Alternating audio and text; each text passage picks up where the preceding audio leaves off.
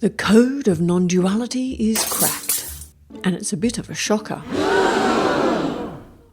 Non-duality tends to infer that when there is no self, what is then said is coming straight from source. Now, whether you're thinking source is consciousness or source is the nothing, either way, it's thought that truth is spoken because the illusory mind has been dropped. So let's have a look. With no sense of self, what's it like? Well, anything outside of what is doesn't have quite the concrete reality as before. Past is definitely not here. Future is a mental concept. Me and other are illusory. Things just seem like they're appearing. Life is just appearing to happen. So when someone turns up to a meeting with a problem, the presenter can legitimately reply saying, well, it's not real. It's not happening to you. It's a false narrative. All there is this.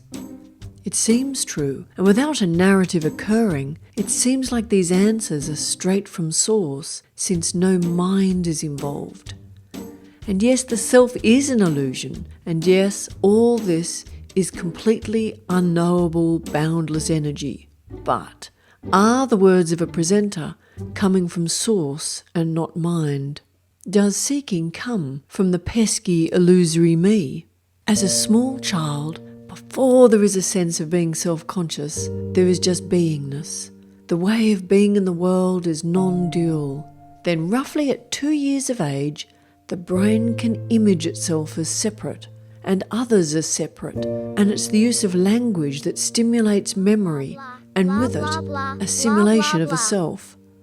The world is then constructed by the brain in terms of duality. Now, before you think duality is the bad guy or an illusion that needs to be seen through, duality and language are necessary. One character in history did conduct a particularly nasty experiment.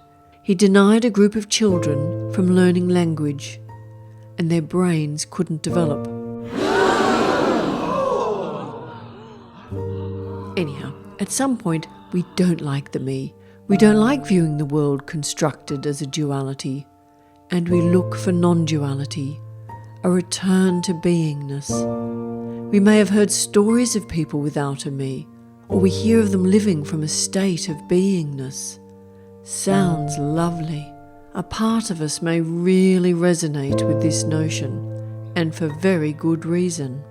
The right hemisphere of the brain already constructs the world in terms of non-duality, in terms of wholeness. It's just appearing, it's just happening. It can't divide. It can't even divide out itself from wholeness, from unconditional love, from oneness. Nothing is seen to be happening because it doesn't narrow its focus on small things. It doesn't label. The left hemisphere slices and dices and divides, focuses on small objects, labels absolutely everything. But sometimes the left hemisphere's processing seems to disappear. Might be from psychedelics, might just seem to happen for no reason at all, and we have glimpses of non-duality. It seems like a truth is revealed. It seems like all those non-duality presenters have indeed been presenting the truth. But the non-duality presenter has no idea about the two sides of the brain. It's had a lateral lobotomy, can't divide anything out, says it doesn't even have a brain because it can't divide itself out from boundless energy. It can't even divide out the attendee at the meeting.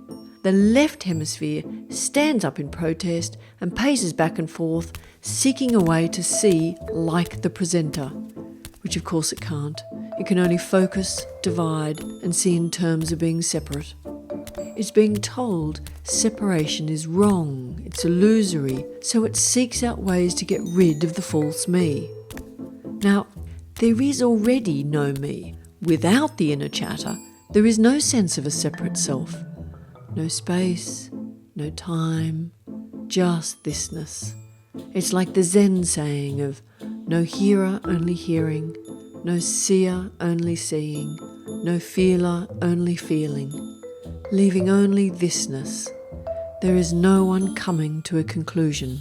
And in a way, there is no conclusion about reality.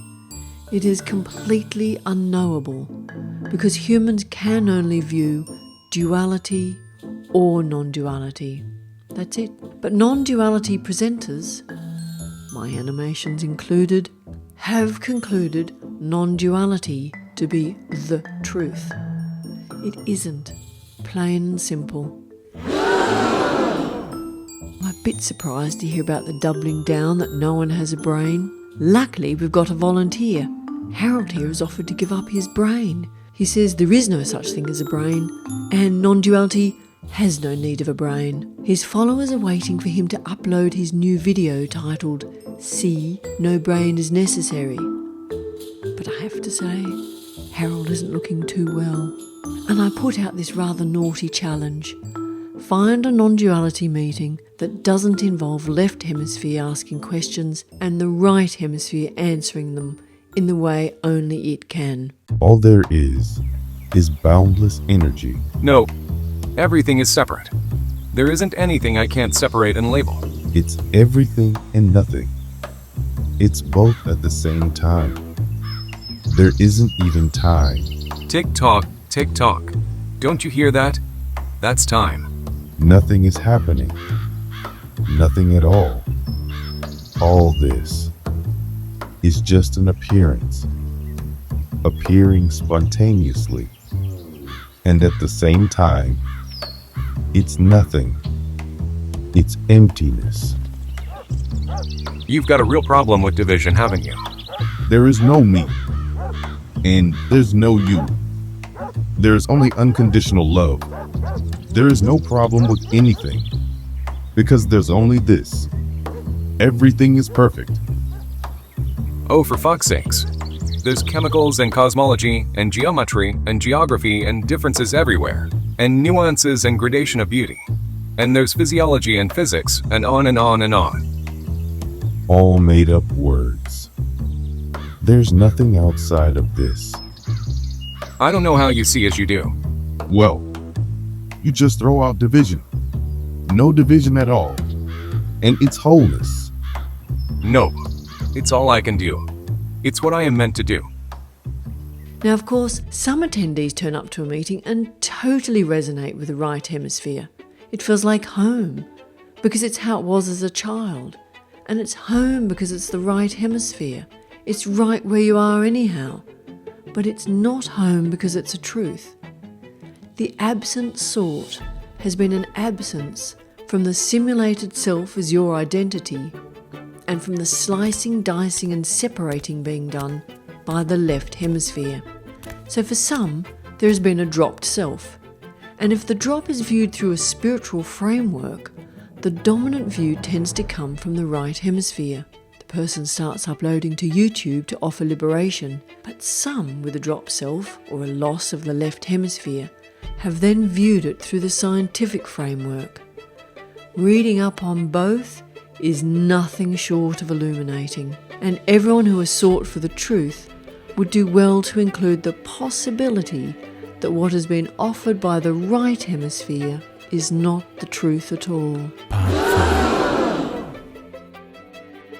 The two hemispheres are the reason we've had wars, the reason we've had arguments of spirituality versus science, the reason behind the search for non-duality in the first place. Plain old seeking has been nothing other than left hemisphere, right hemisphere conflicting views. Meing and being turns out to be a leaning back and forth between the two sides. If the lean returns to the left, it's seen as if the me is back. No, the me is a simulation. What's actually occurring is one half of the brain's view dominates. All seeking has actually been a search for a half-brain lobotomy. And this half can't get rid of itself no matter how hard it tries. And no presenter can help either. There is no presenter speaking as an awake or liberated person. And there is no presenter with a no-me status talking from anywhere other than half a brain. No special unravelling energy is emanating from a half-brainer. And witnessing left hemisphere questions and right hemisphere answers in a non-duality meeting will not lead to a lateral lobotomy. I want to know this is just an appearance. There is no one to know it. It just is one appearance already. How can I see that this is nothing? No one sees it. It just is nothing. Empty. Silent. Nothing happening. What can happen is that the me unravels, leaving just thisness. Dangling a carrot of enlightenment or a dropped me is an illusion based upon half a brain. Projecting non-duality or duality onto reality is like a bat saying everything is a sonar wave on the basis that it is the only thing it can see. So, will seekers continue the attempt to lose half a brain? Will anyone with a no-me status who is dependent upon their no-me business and their much-needed paying customers persist in saying a half-brain view is liberation? Maybe they'll be like the flat earthers, who think science must be a hoax by the devil because astronomy doesn't reveal that heaven is above and hell is below. Maybe presenters will one day be forced to change their non-duality meetings to lateral lobotomy sessions. Oddly, this truth is way more freeing than a lateral lobotomy, because the simulated self and its narrative are still illusory. It's just the bit about non-duality being the truth about reality that's false. It's one of two views. With any luck, this is the last video anyone needs to watch in terms of hoping a me you already don't have will drop and thinking you'll land forever in a lopsided view. This means no more seeking ever again. Drinks are on me.